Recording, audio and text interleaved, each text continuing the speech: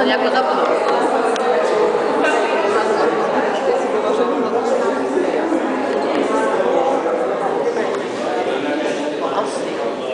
Možno sa platí tak, že ho tam nedojde. Viete, 4 sa neprišla. Je strašne akurát práve.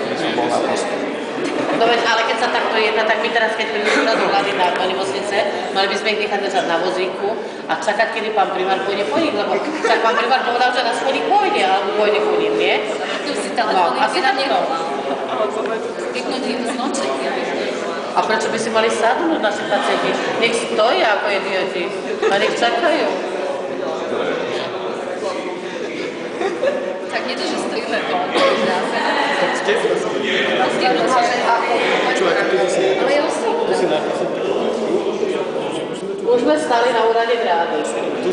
Môže vystaviť sme dieru?